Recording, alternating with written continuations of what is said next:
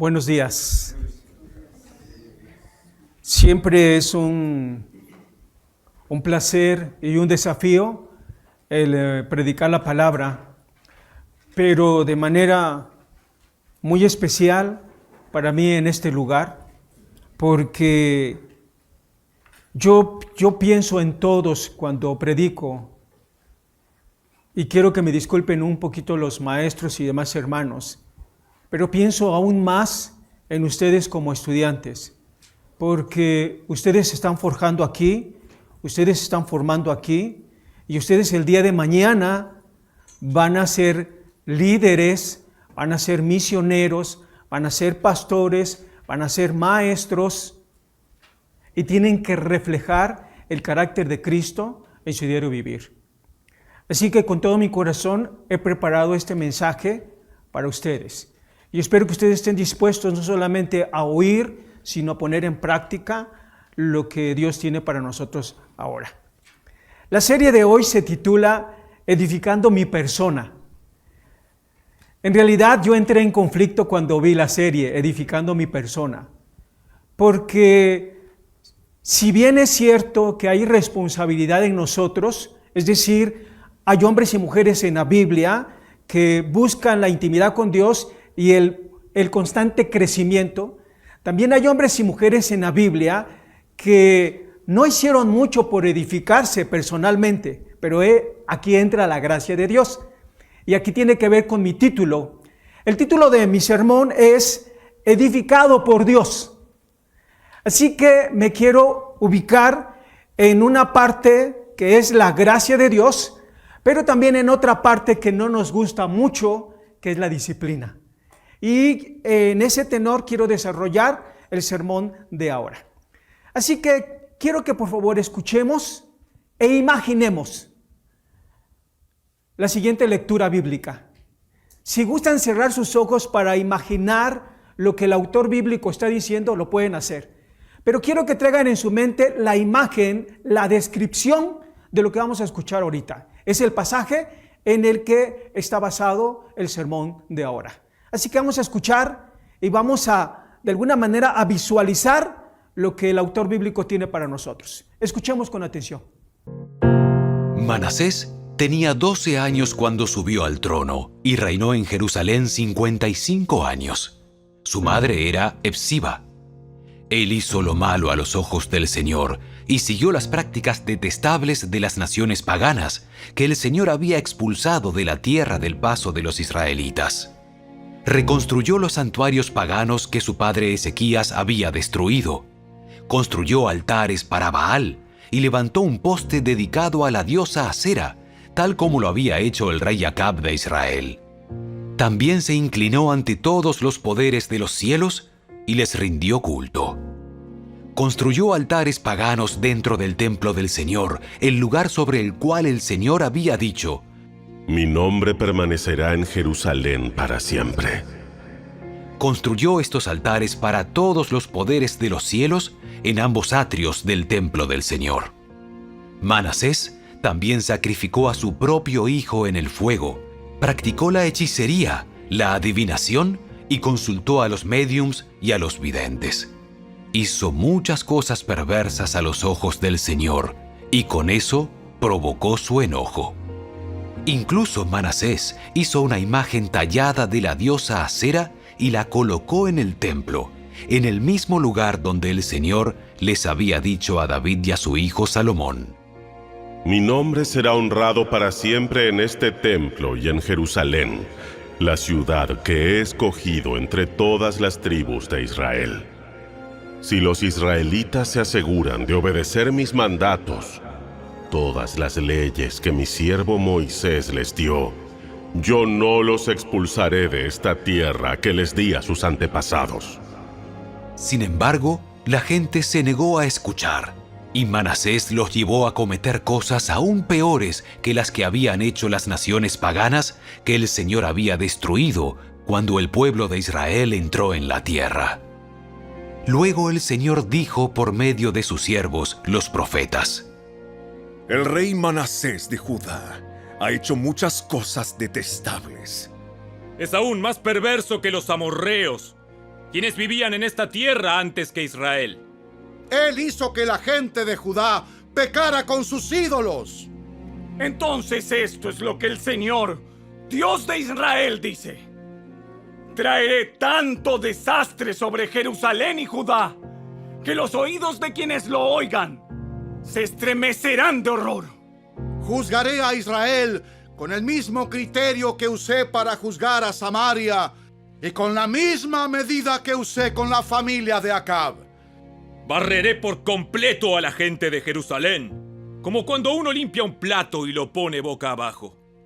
Incluso rechazaré al remanente de mi pueblo que haya quedado y los entregaré como botín a sus enemigos.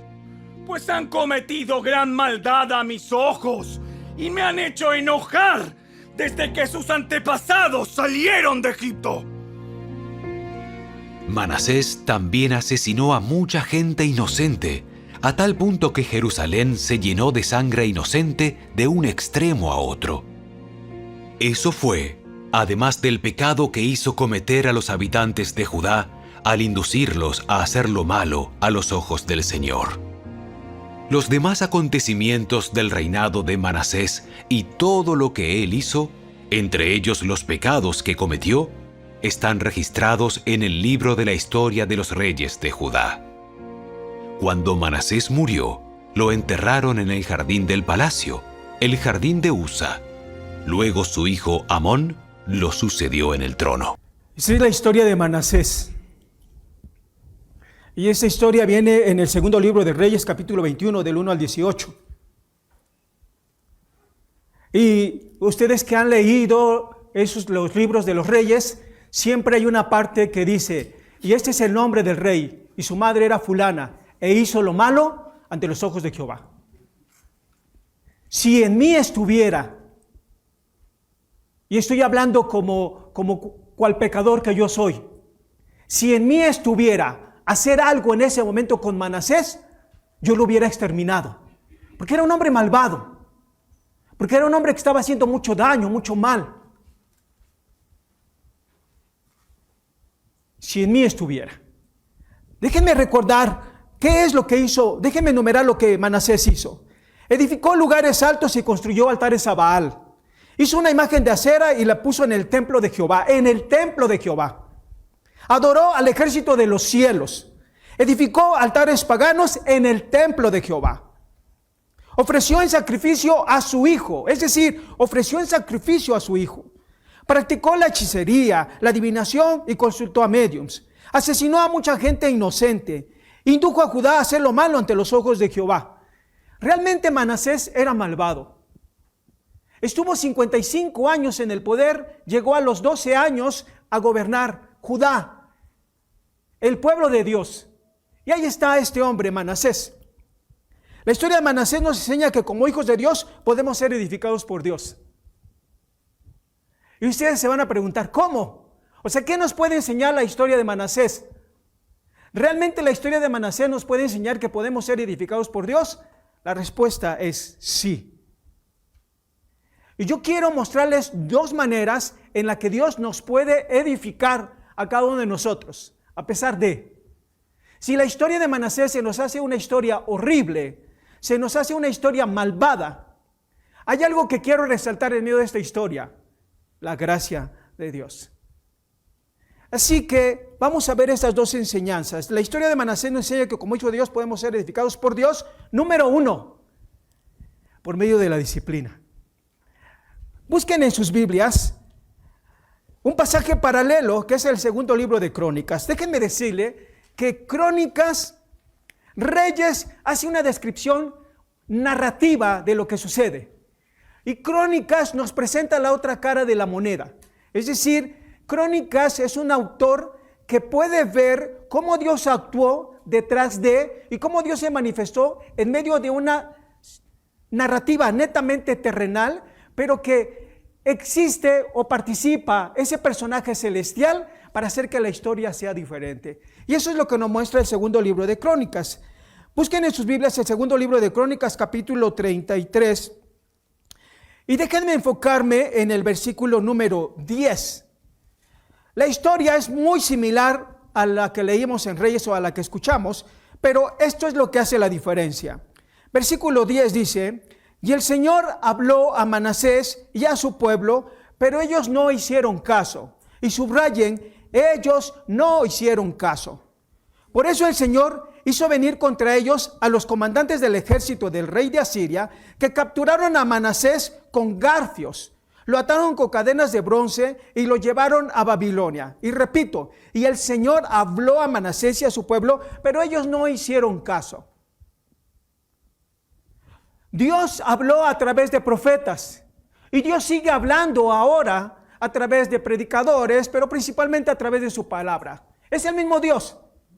Las circunstancias en el Antiguo Testamento se nos pueden hacer inclusive bárbaras en algún momento dado, pero Dios no ha cambiado, Dios sigue siendo el mismo.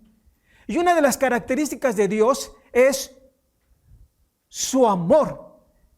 Pero la parte que no nos gusta ver es la disciplina de Dios. Lo que motiva a Dios a disciplinar es el amor. Vemos aquí cómo habló y no hicieron caso. Déjenme citar a Josefo en su libro Antigüedades de los Judíos 2, y también voy a citar el libro Vida de los Profetas Apócrifos del Antiguo Testamento. En el primero, Josefo dice, haciendo alusión a Manasés: escuchen, su desprecio por Dios llegó a tales extremos que condenó a muerte cruelmente a los más virtuosos de los hebreos, sin perdonar aún a los mismos profetas. Todos los días había degüellos, de tal manera que la sangre corría por Jerusalén. Josefo describe a un hombre despiadado, a un hombre malvado. ¿Han escuchado ustedes que según la tradición, Isaías murió aserrado? Y también algunos lo conectan con el libro de Hebreos, en donde se habla cómo algunos fueron aserrados. Bien, en este libro, Vida de los Profetas Apócrifos del Antiguo Testamento, también se nos dice: Beliar, el jefe de los demonios, se estableció en el corazón de Manasés, el rey impío, y éste aserró a Isaías con una sierra de madera. Mientras era aserrado Isaías, Balquira, el falso profeta, su delator, estaba allí, y todos los falsos profetas asistían riendo y alegrándose por lo de Isaías. Hay mucha literatura, inclusive literatura apócrifa, que habla acerca de la manera en cómo fue tratado el profeta Isaías. No sé si ustedes recuerdan a Isaías cuando va a ver al padre de Manasés, a Ezequías, y le dice que va a morir, que se prepare. Finalmente Ezequías ora a Dios y Isaías, Dios escucha la oración de Ezequías, el rey Ezequías, regresa a Isaías y le dice: vas a vivir por otros 15 años. Y en ese periodo nace Manasés. Ahora bien, Manasés no tuvo piedad de los profetas, no tuvo piedad absolutamente de nadie. Realmente era un hombre desalmado, era un hombre malvado. Ahora ustedes pueden decir: ¿qué tiene que ver Manasés con nosotros? Mucho.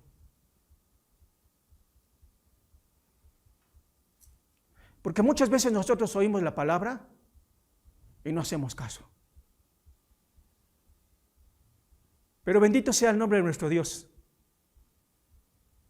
porque entonces Él va a actuar. ¿Recuerdan la historia cuando Cristo Jesús está en el Sermón del Monte y tiene una multitud a la cual está hablando?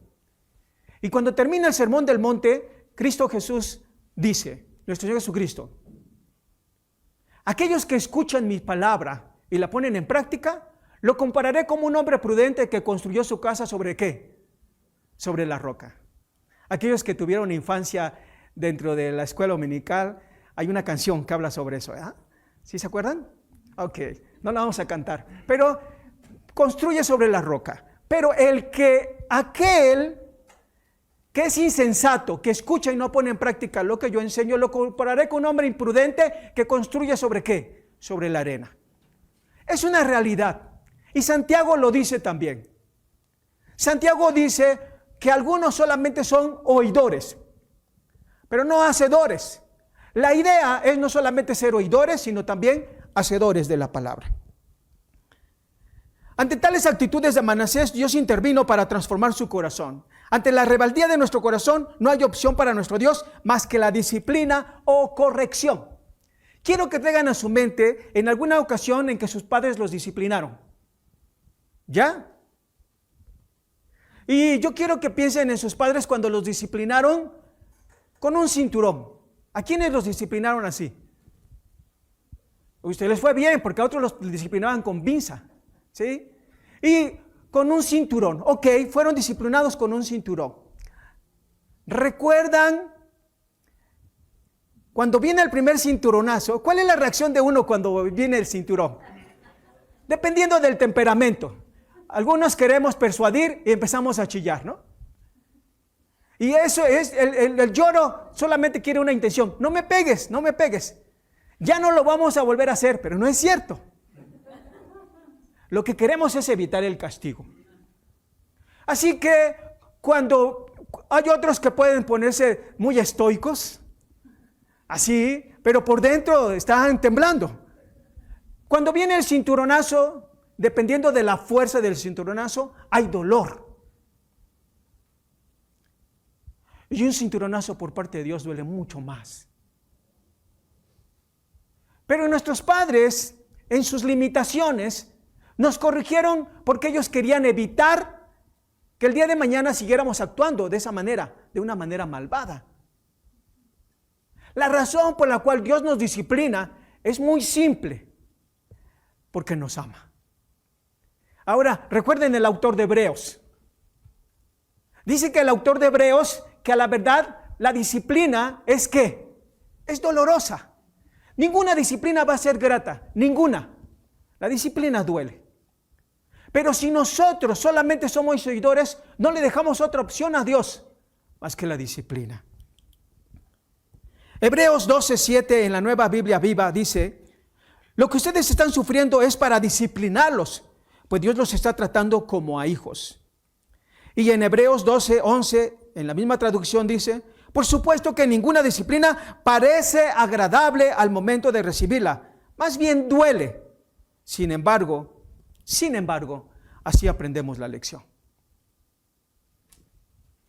Hay una posibilidad de escapar de la corrección de Dios, y la posibilidad es escuchar la palabra y practicar la palabra de Dios. Pero si no lo hacemos, no hay problema. Tenemos un Dios con una gracia tan abundante que Él nos va a disciplinar. Pero no olvidemos esto. La disciplina no tiene el fin de destruirnos. La disciplina tiene el fin de corregirnos. La historia de Manasés nos enseña que como hijos de Dios podemos ser edificados por Dios por medio de la disciplina. Y la segunda enseñanza, podemos ser edificados por Dios por medio de la restauración. La segunda carta de Crónicas, el segundo libro de Crónicas 33 del 2 al 13 dice en la Biblia de las Américas: cuando estaba en angustia, Manasés habla, cuando estaba en angustia, imploró al Señor su Dios y se humilló grandemente delante del Dios de sus padres. Y cuando oró a él, Dios se conmovió por su ruego, oyó su súplica y lo trajo de nuevo a Jerusalén a su reino. Entonces Manasés supo que el Señor era Dios. Los llevan al exilio, los maltratan, los encarcelan, y estando ahí, Manasés, en medio del dolor, en medio del sufrimiento, no lo trataban como un rey, lo trataban como un malhechor. Estando ahí, Dios había enviado, y estando él ahí, se humilla delante del Señor. Y eso es lo maravilloso de Dios. Cuando hay un quebrantamiento y un arrepentimiento sincero, hay un perdón por parte de Dios y también hay un corazón restaurado. No voy a leer la historia, pero ustedes la pueden leer en el libro de Crónicas. Después de que pasa eso, después de que se humilla Manasés, Dios le restaura el reino y hay un cambio en el corazón de Manasés y empieza a cambiar su perspectiva, empieza a cambiar sus acciones, empieza a cambiar su conducta. Pero tuvo que pasar por esa disciplina fuerte. Voy a citar nuevamente a Josefo y el libro Vida de los Profetas Apócrifos del Antiguo Testamento. Dice así, haciendo alusión a Manasés: su arrepentimiento fue sincero, porque santificó el templo y restableció los sacrificios en conformidad a la ley de Moisés. Así vivió una vida bendita y digna de envidia hasta su muerte a los 67 años, habiendo reinado 55 años. Josefo en Antigüedad de los Judíos dice lo siguiente: transformado de esta manera, así se comportó durante el resto de su vida. se le consideró justo y digno de imitación desde el día en que empezó a ser piadoso con Dios. Si solamente leyéramos la narrativa de Reyes, sin leer la narrativa de Crónicas, tendríamos solamente una cara de la moneda de la vida de Manasés. Pero la otra cara de la moneda de la vida de Manasés se llama gracia de Dios. Y Dios lo disciplinó y Dios lo corrigió. No cabe duda que la disciplina en Manasés surtió efecto. La disciplina por parte de Dios fue eficaz. La disciplina tuvo un buen resultado y Manasés se quebrantó delante del Señor. Yo iniciaba diciendo que si en mí estuviera, yo hubiera destruido a Manasés. Y tengo que reconocer que si en mí estuviera perdonar a Manasés por todo el mal que hizo, creo que yo no lo perdonaría. Pero Dios es diferente. Dios es santo y Dios es justo. Pero por sobre todas las cosas, Dios es un Dios de gracia. Y su gracia es tal que perdona, y no solamente perdona, sino transforma.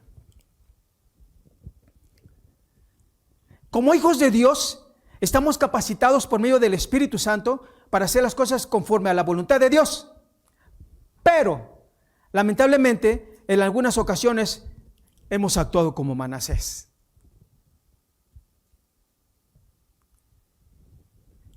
Quiero que piensen, es que no, yo no tengo ni un Baal, yo no tengo una diosa Acera, yo no tengo nada de eso.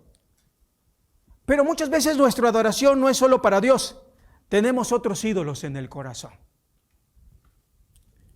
¿Qué ídolos podemos tener en nuestro corazón? ¿Qué ídolo que hay en nuestro corazón es capaz de desplazar a Dios en el centro y dedicarle tiempo, mucho tiempo a ese ídolo? Ustedes pueden decir, yo puedo decir, no me parezco a Manasés, pero de repente podemos tener ídolos en el corazón. Muchas veces con nuestra conducta inducimos a otros a hacer la voluntad de uno y no la voluntad de Dios. Con nuestra conducta estamos incitando a otros a que se rebelen también a Dios. Con nuestra conducta. Decidimos actuar de manera autosuficiente sin darnos cuenta que separados de Dios, ¿qué somos? Somos nada. Somos nada. Pero la gracia de Dios es tan grande que nos disciplina para corregir nuestro corazón rebelde. Si no estamos dispuestos a deponer nuestras almas, no nos preocupemos. Porque el Señor nos va a disciplinar.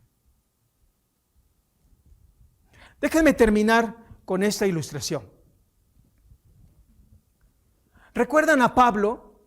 Cuando Pablo le escribe a los Corintios y él está haciendo un análisis de su ministerio porque hay unos superapóstoles que se creen mejores a Pablo. ¿Sí recuerdan esa en la carta a los Corintios? Y luego también hay una parte en donde Dios envía un mensajero Satanás envía un mensajero ¿para qué? ¿A bofetear a quién? A Pablo. ¿Sí recuerdan?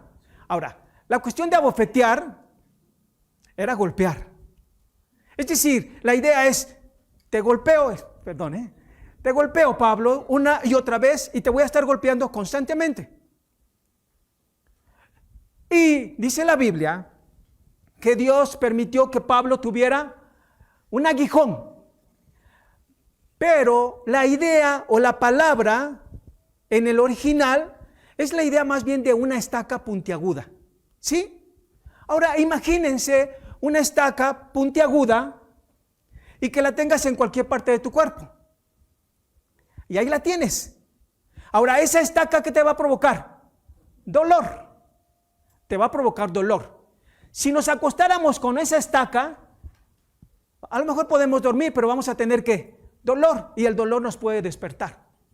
¿Cuál fue la razón por la cual Dios permitió que tuviera esa estaca, hablando en términos físicos, porque tenía una enfermedad Pablo, tuviera esa estaca? Y la Biblia dice que para que Pablo no se exaltara. La disciplina es necesaria. Y yo doy gracias a Dios por eso, al menos por mí. Porque muchas veces he sido muy rebelde, muy rebelde. Y muchas veces en lugar de hacer la voluntad de Dios, busco hacer mi propia voluntad. Yo espero que en el transcurso de la semana otros hablen acerca de lo que tienen que hacer para edificar su persona. Pero yo quiero hablar de la otra parte que no queremos hablar, de la disciplina del Señor. Si nos hallamos en medio de la disciplina, sintámonos dichosos, porque Dios solamente va a disciplinar ¿a quién? A sus hijos. Y entonces una muestra de su amor es la disciplina. Chicos, y también los grandes,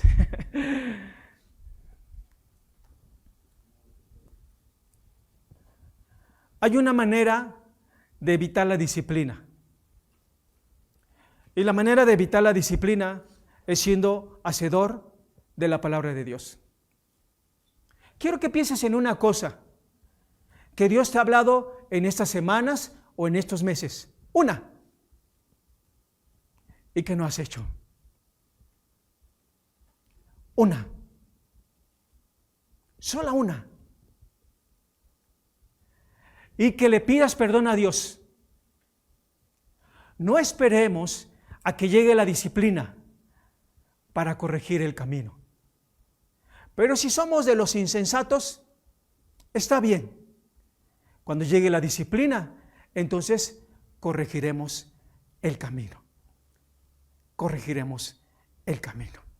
Así que hay dos maneras en las que Dios puede edificarnos.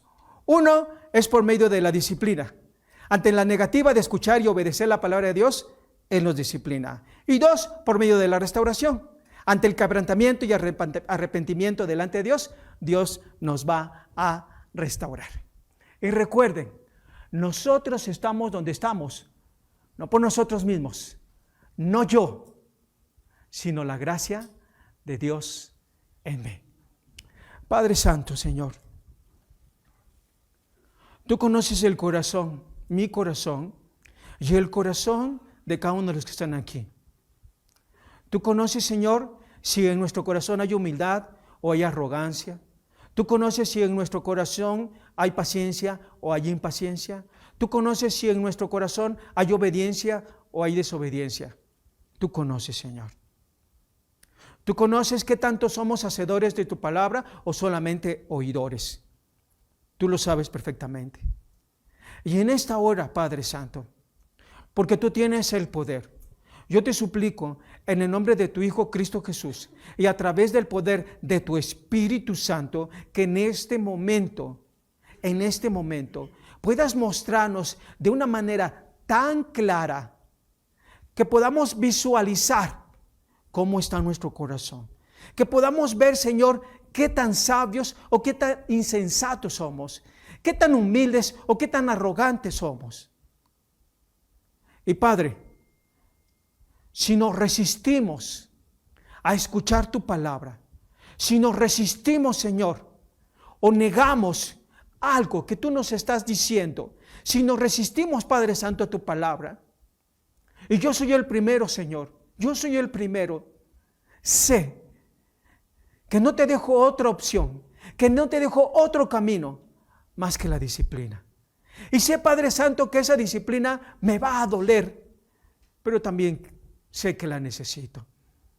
Te pido por cada uno de mis hermanos, por cada una de mis hermanas, y de manera especial por los estudiantes, Señor, que si tú crees que sea necesario el que los tengas que disciplinar, para que se vuelvan hombres y mujeres piadosos, hombres y mujeres obedientes, hombres y mujeres humildes, si es necesario, Señor, que venga la disciplina. Que así sea, Padre Santo. Gracias también por tu gracia. Gracias por tu perdón. Gracias, Señor, porque en verdad tú no correspondes a nuestras actitudes, a nuestros desplantes, ante nuestras indiferencias. Tú no correspondes a eso, Señor. Tu gracia es abundante. Pero también reconocemos que tu disciplina, en algunos casos, es necesaria. Yo te pido, Señor, por los estudiantes, que el día de mañana, cuando gradúen de aquí, si es necesario el que tengan que ser disciplinados, si es necesario que tengamos que ser disciplinados, que así sea, Señor. Ayúdanos a través de tu Espíritu Santo, Señor. Ayúdanos a vivir de manera piadosa, ayúdanos a vivir vidas santas.